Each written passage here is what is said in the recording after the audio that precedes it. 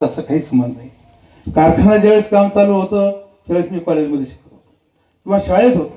मला आठवतं आमच्या रुई गावामध्ये कारखान्याचे सेल्स गोळा साहेबराव दादा आले होते, भाऊसाहेब आजबे आले होते, श्रीपतराव कदम आले होते, तानाजी पाटील गर्जे, वेनाथ पाटील सानप, ही सगळी मंडळी, उगले वकील हे गावोगाव फिरायचे शेअर्स गोळा करायसाठी. आमच्या गावात बी आले. आपले शेतकरी असेच आहेत, पैसे आमच्याकडे खडकू नाही म्हणले. माझ्या वडिलांनी 50 लोकांचे पैसे स्वतःच्या खिशातून भरून 50 शेअर्स घेतले आणि तिथून पुढं कारखाना झाला. पुढे निवडणुका झाल्यानंतर मी तो जिंकल्यानंतर तो आता माझ्याकडेच. पण मला लोक नाव ठेवायचे, बंद कारखान्याचे चेअरमन आले भाऊ घालायला रामराम. लग्न कार्यात गेले ना तर मला लाज वाटायची, कारखान्याचे चेअरमन मला म्हणू नका. मी म्हणायचं माझे आमदार आलेत म्हणा, ठीक आहे माझे आहेत. कारखान्याचं नाव घेतलं की माझी छत्याशी धडधड करायची. कारण कारखान्याचे काम करायचं मोर्चा आमच्या गावाला असायचं ना. माझी बायको आता मला म्हणली, कारखान्याचे अजिबात नादी लागायचे नाही. आप तुम्ही जाता कुणीकडे फिरायला का राममोर्चा असलं मला त्याला तोंड द्यावं लागतं. लय मोर्चे निघाले काम करायचे. कामगार आपले बांधवच आहेत, आपल्या घरातलेच आहेत, इथलेच आहेत. पण त्यांचा गैरसमज. आता समजा जर उत्पादन नसेल तर पगार तरी कुठून होणार? बंद कारखान्याचा पगार कोण करणार? हा साधा व्यवहारी दृष्टिकोन बऱ्याच वेळा कामगारांच्या लक्षात येत नाही. ते राजकारणाला बळी पडतात.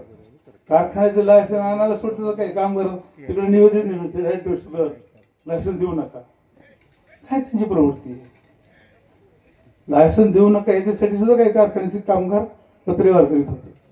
म्हणजे त्यांना वाटतं हे मेलेलं मरून जाऊन द्या, हे भंगारात इकलं जावा, मग त्यांना पगार कोण करेल? मी तर जाहीर केलेलं आहे, बॅलन्स शीटमध्ये जो त्यांचा पगार देणं आहे तो आपल्याला कारखाना सुरू झाल्यानंतर टप्प्याटप्प्याने आपण त्याचा देऊन टाकणार.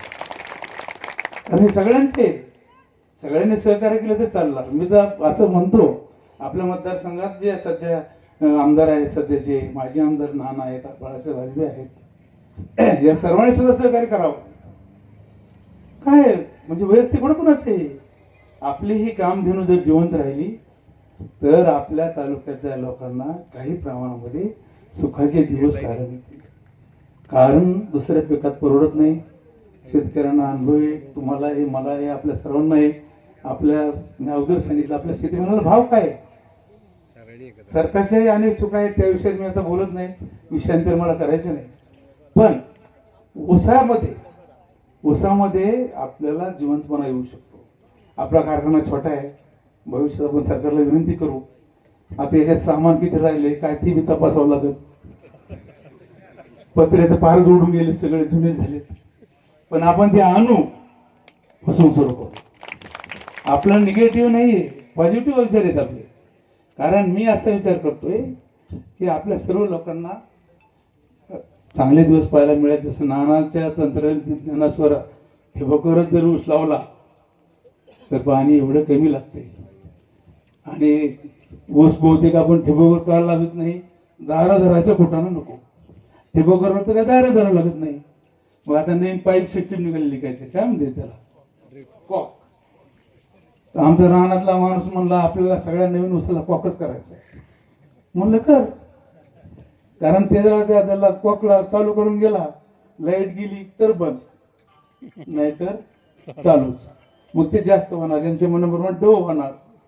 जिथं पाणी साचतं त्यातलं कोणतंच पीक चांगलं येत नाही. तुम्हाला सगळ्याचा अनुभव आहे. कोणतं पीक असं ज्या रानात पाणी साचतं त्या रानातलं पीक येतं का? पिवळं पडतं, बारकट होतं आणि त्याचा काही उतारा येत नसतं. कमी पाण्याचं महत्त्व त्यांनी सांगितली गोष्ट खरी आहे. आपल्याला तसंच करावं लागेल. आणि आपल्या भागात जो जास्तीत जास्त ऊस लागवड आता केली तर पुढच्या वर्षी ऊस होऊ शकतं. आता ऊसाची टंचाई नाही, झोनबंदी नाही. ही झोनबंदी होती तर आम्हाला खूप लढावं लागायचं. तेव्हा प्रवरनगर कारखान्याच्या ट्रकाच 15-20 ट्रकाचे आपण टायर फोडले ते खडकातला. तर बाळासाहेब विखे थेट मला येऊन भेटले. ते म्हणले, तो काय केलं? चालू कारखान्यात चालू ट्रकाचे टायर फोडतो तू? म्हणलं तसं माझा काय उद्देश नाही, पण आमच्याकडे ऊस नेऊ नका. आमच्याकडे ऊस अगोदरच कमी आहे. लय लोकांचं मी शत्रुत्व घेतलं त्या काळात. आपला ऊस दुसऱ्याने नेऊ म्हणून बाळासाहेब असतील, कोल्हे साहेब असतील, हे आपल्या भागातून ऊस न्यायचे, वृद्धेश्वर न्यायचा. मग आमचा सोपा आमची वाचमन टोळी होती, कोयतेच घेऊन जायची, टायर फोडणे. ते चांगलं नव्हतं, पण इलाजच नव्हता, काय करणार, ऊस बंदी होती. हे लोक 10 किलो ऊस न्यायचे, आपलं काय चालत नव्हतं. पण आता झोनबंदी उठलेली आहे, आता ऊसाची टंचाई नाही, ऊस उलट लावत नाहीत. परवा मी गड्याला बसलो होतो किरडली वस्तीवर,